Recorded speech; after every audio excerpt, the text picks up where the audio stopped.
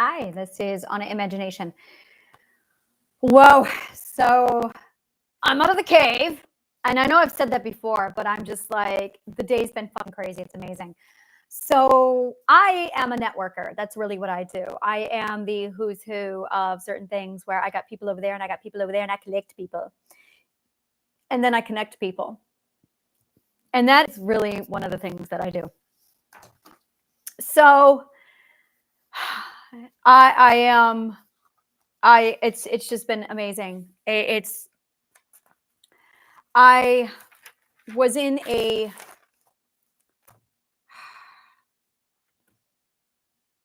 the delusion is addiction. And that's what they're not telling you. And a lot of people walk through the delusion. And what you don't realize is you're addicted to it. All of this is addiction, all of it. And I walked away from situation after situation, but that doesn't mean you're free and clear of it. And the thing is, when you're back around people, the addiction blossoms. So it's exactly like herpes, where you've got it, but then you have an outbreak and then it goes away. It's kind of like that. It's like you have the flower, but then does it bloom? And that's really what it is. And a lot of people have the flower, but then when they come around other people, it blossoms. And then they go, oh, I now have a problem. You gave it to me. No, you had it before you found the person. So I have managed to break this 3 times. Need 3 data points. And the second time, well, I should say one of the third times, I had the opportunity to break it a third time, but instead of breaking it, I transferred it. And don't transfer it. Don't ever fucking transfer it. And then the problem that I had with person A transferred over to person B, and I went, ah, shit. But you don't actually break it. So I realized what the situation is, and I went, okay, I know this is just logical code, so let's figure it out. The problem with addiction is it's 3 logical codes on top of each other. It's 3 logical fallacies. So you just got to find the logical fallacy. Now, I'm going to say you just have to find. It is easy because it starts with love. You just have to define love, and that's the first logical everything. It all defines love. So if you have the right definition of love, then you can start your whole if-then clause. It's exactly like if you give a mouse a cookie. So you want to, if you give a mouse a cookie is a book about logic. 100%. It's about logical code. If you give a mouse a cookie, then that's if-then clause in logical code. So the very first if-then clause is what is love? That's it. Now you define that question, what is love? And here's how it works. You will only be able to go X amount of space before you run into a logical fallacy, which means your definition of love is wrong, which means you need to go back and fix your definition of love. Now, if you don't, 2 things is going to happen. 1, you're going to continue on this logical fallacy that runs you into trauma, or you're going to have PTSD and it's just going to keep looping you back and forth. So you got to go back and fix what is love. Now, if the what is love is correct, you'll just keep going. It will never be obstructed. Now, what will happen is eventually when you do get into logical fallacy, everything will stop and you won't be able to go further. So either your definition of love is incorrect or you have a problem with your logic, but you have to be really fucking good at logic to pull this off. So what I did was I took what is love and I ran through the entire universal logical code from beginning to end. It took 5 days. And it was literally just if-then clauses the entire fucking time, from what is love all the way to the very fucking end. And it was funny because Douglas fucked me up. I got to Douglas Adams and I found a massive logical fallacy with Douglas Adams and I solved it. It's not 42, it's 44. So once I solved for 44, I went, oh, his math was wrong because I get it. So I fixed that and then I was able to continue the logical code without any kind of a problem. So that was wonderful. That was so fucking wonderful. I remember getting caught on that logical code. So the question was not how many roads must a man walk down before you could call him a man. The question was at what ethical level should a person be at before they have access to manifestation and the rewiring of the universe? And I said, well, he said 42. But he had a logical fallacy in there, because if it was 42, which is the time in which you find that riddle, then you would be able to solve it. But he didn't solve it. He put it in the book as a decoded message. And I'm going, okay, why did you put it here as a decoded message instead of just solving the fucking puzzle? But he didn't solve the puzzle, because if he did, then everyone would have remembered. And I realized the same thing that I did when I was at 42, is I thought it was 42, the 42nd level of consciousness. And then I went, no, it's not 42, it's 44. Because at 44, that's when you gain the ability to manifest the entire fucking world. So I went, well, there it is, 44. His math was wrong. So at the 44th level of consciousness, you have the ability to, you will remember everything. You will remember everything. Your full memory comes back to you at the 44th level of consciousness. Don't believe Douglas. He was confused just like I was from 42nd to 44. So once I figured that out, then I was able to complete the logical code. So I went all the way back to the logical code, like I went all the way to the end. And when you get to the end, it loops you back to the original question. So what is love? And it's the beginning and the end. And I went, aha, there it is. But it only does it if you have pure logical code. And it only does it if your definition of love is correct. So I had to prove to myself that love is, in fact, what I say it is. And I went through the whole logical code, and yes! So I got my checks and balances, and that's what it was. It was just a giant checks and balances, and it took me 5 days to do it. Now, when I did that, I was able to literally disintegrate and break down the entire algorithm for addiction. So that this morning I was able to conclude that, get it right down to, aha! And then I was able to get out of it. And once I was able to get out of it, and like I said, this is the third time I was able to get out of it, it confirmed the same formula that I used the first time. So now I have the formula for addiction. That's what I found. The formula for addiction. Woohoo! So the formula for addiction is love. You have to define what love is, which is nourishment. And then you need purpose. And you need help. You absolutely need somebody to be your beacon, basically, to point you to truth. You need truth. So you need love, purpose, and truth. That's it right there. You have to have love, purpose, truth. And once you have those three things, it's absolutely, but what you think is love. Love is nourishment. And you basically, that person who steps in, they have to nourish you. They have to nourish your growth. To nourish your growth, you need logic. Love is logic. It's the same thing. So what you really need is logic. You have logic, you have love. But if you're inside and you don't know what truth is and you have no purpose, you're not going to be able to find logic. So logic is the integration of the being of all and everything. So really, you need logic, you need truth, and you need purpose. And that will nourish your growth. Now, once you nourish your growth, that'll absolutely get you started into the right direction you need. You now have more incentive and more promised reward than you have a risk or the work to change. There it is. That's what I was looking for.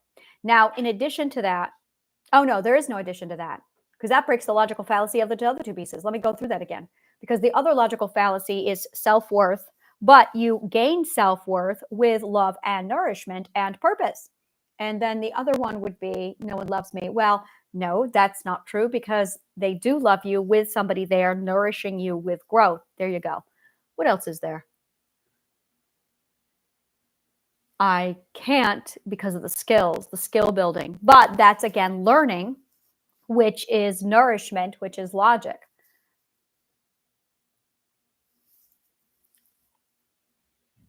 So what it is a lack of definition, an incorrect definition of love, an incorrect definition of logic, an incorrect definition of truth, and an incorrect definition of learning. So knowledge is your problem. And you have to define love, logic, truth, and learning. Now, once you straighten out those four things and you add purpose, you're fine. You're absolutely fine. But if somebody is fucking around with the definition of love and truth, now you're fucked. And that's where a lot of people fall into the addiction. And now you've got the codependent, because the codependent is supposed to be providing truth, and that wouldn't make them codependent anymore. And it would also be, they would be providing you with logic, which would make them not codependent anymore. But instead, you get somebody who has false love, false logic, false truth, false learning, in addition to somebody with, you're basically a mirror in a mirror. So somebody with a tree has love, logic, truth, and learning defined. Somebody who's a mirror does not have love, logic, truth, and learning defined. Now, when you get two mirrors together, two people, and neither one of them knows what love is, logic is, truth is, or learning, oh, you're fucked. Now you've got two mirrors just reflecting off of each other, and now you have a codependent, addictive relationship. But once you have somebody with love, logic, truth, and learning, you need to prioritize the love, logic, truth, and learning together so that you now become the stable, this is your compass. So now that additional person becomes a compass. And you have to use logic to get yourself out of the delusion. And the delusion is built off of a lack of love, logic, truth, and learning. There you go. Plus purpose. And love is the only purpose, by the way, to grow. Like there is no other purpose. Love is literally the purpose, to grow. So now it's the question of where do you want to grow to? What do you want to be when you grow up? That's why we say those words. So now it's a question of where do you want to grow to? Because the whole thing is about growing. The whole thing is about your nourishment and growth. And that's really what it comes down to, is how you're nourished and how you grow. Yes. So this is going to be my hodgepodge, whatever the fuck. This is, you know what? I just need to call it something and just stick to a name. That's really what I need to call this thing.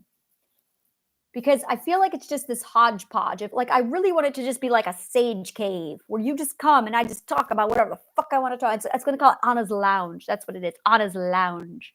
Anna's Lounge. I already have something like this, but it's in real life. So maybe I'll just do Anna's Lounge here. That's what it is. Anna's Lounge. That's it. Anna's Lounge. Maybe that's really what this needs to be. And sometimes I go into the Queen's Chambers, and sometimes it's over there. So yeah, I think that's what it is. I'm going to go over to my YouTube channel now. Well, I'm in the middle of a podcast. That's right. That's right. I'm doing it. And I'm going to change my name to Anna's Lounge. It says, oh, you're live now. I know I'm live right now. Yeah, I feel fantastic. So Anna's Lounge. Yeah, this is great. I feel fucking great. Anna's Lounge. I feel great. Now I'm going to put this over here, and it's going to tell me, oh, you can't do that because you're not supposed to have apostrophes in there. That's the voice that YouTube uses. That's right. Anna's Lounge. That's it. Anna's Lounge.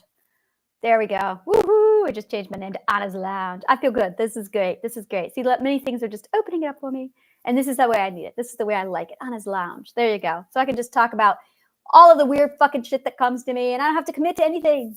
There you go. That's the way it's supposed to be. That's the way it's supposed to fucking be. I feel fucking great. Yes. All right. Anna's Lounge. I've made a decision. Look at me deciding. Feels great. Feels fucking great.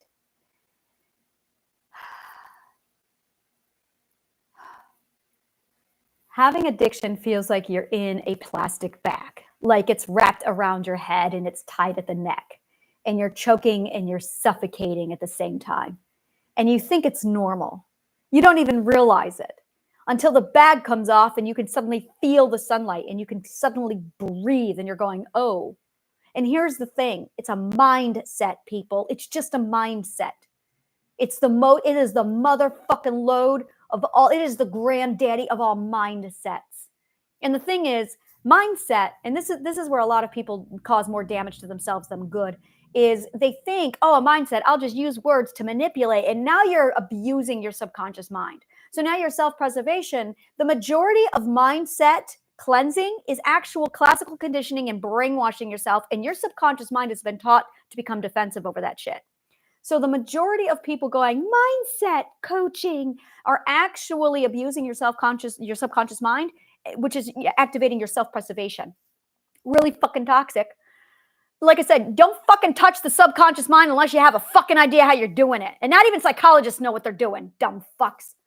So the subconscious mind, it runs and lives and breathes off of self-preservation. That's all it does. It is just self-preservation. And depending upon your lever of self-preservation, sometimes it's really high, sometimes it's really low. It's going to depend upon how you handle the subconscious mind. The thing is, you're not going to fucking touch any of the controls until you make amends with your self-preservation system. But your self-preservation system is not going to calm down until it thinks it's safe.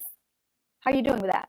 But instead of you trying to work with your subconscious mind, a lot of people just go in and they bully it. So now it's activated. I had this one person, he literally just bullied and abused his subconscious mind. And then I would watch his subconscious mind retaliate into this massive self-preservation pickle, and he would just get even more abusive. And I'm like, what are you doing? That's your self-preservation system. You're literally self-destructing. And your conscious awareness has this responsibility. It's your job to be aware of the function of the subconscious mind. Yeah, this is totally where I need to be, on his lounge. I'm going to just talk about what the fuck I want to talk about. There you go. That's my problem. That's what I've had an issue with. I've been struggling with this for a while, because this whole time, I would create a name and I'd like, oh, I feel like I have to stick to that. And then I would create another name and I would feel like I'd have to stick to that. And I'm like, I don't want to talk about that today. And yeah, on his lounge is like, oh, anything goes here. It's everything and anything. So now I feel a lot more stable. My brain is like, yes.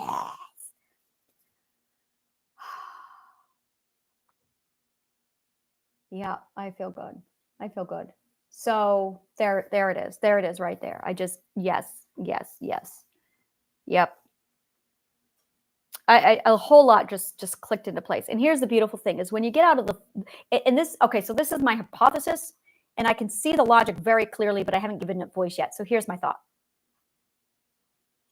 If you are inside of a delusion, you are not going to be in love. If you are in a delusion, you can't be in love because you're in a delusion. You are in the opposite. You are in the dichotomy of love, which means you can manifest into your heart's content and you're not going to get a goddamn thing. You're not going to do anything. Now, if you're a really good or strong manifester, it's going to leak to you and you might get a little bit of leaking and you'll be like, whoa, I can manifest. I must be in the vortex. Well, if it's not flowing to you in abundance, no, you're not. You're just leaking because you're that strong of a manifester, but you are still inside the delusion. So once you get out of the delusion, oh, it's a whole nother world. And the problem is people don't realize that they're in a delusion. And what people think is the delusion is, and here's that, you're in a delusion when? Do you know what love is? Do you know what logic is? Do you know what truth is? And do you know what learning is? Can you do all four of these things on command? Because if you can't, then you're in a delusion. If you don't know all four of those things solidly beyond a shadow of a doubt and you can fucking prove it, you are in a delusion. There's just no other way. That's it right there. The delusion is the absence of these four things, which is love, logic, truth, and learning. And there are a lot of places inside the delusion that feel comfortable. That's the delusion. You're out of the delusion when you can learn, grow, and it feels good. A lot of people are like, oh, growing pains. That's the delusion. Growing doesn't hurt. It only hurts if you're in a delusion. So a lot of people don't grow because it hurts them. When you're outside of the delusion, growing feels good. And growing is like, oh, thank fucking God, I can grow. Because that's love. So growing pains is actually love pains. Like I said, there's a lot of bullshit that they're feeding you and you're in the delusion. So, yeah. All right, I'm going to go ahead and have my lunch and I'm going to think about life, the universe, and everything. And I'm just going to like sit back and process. And I'm just like, oh yeah, life is so fucking good. All right, thank you so much. And may the kindest of words always find you.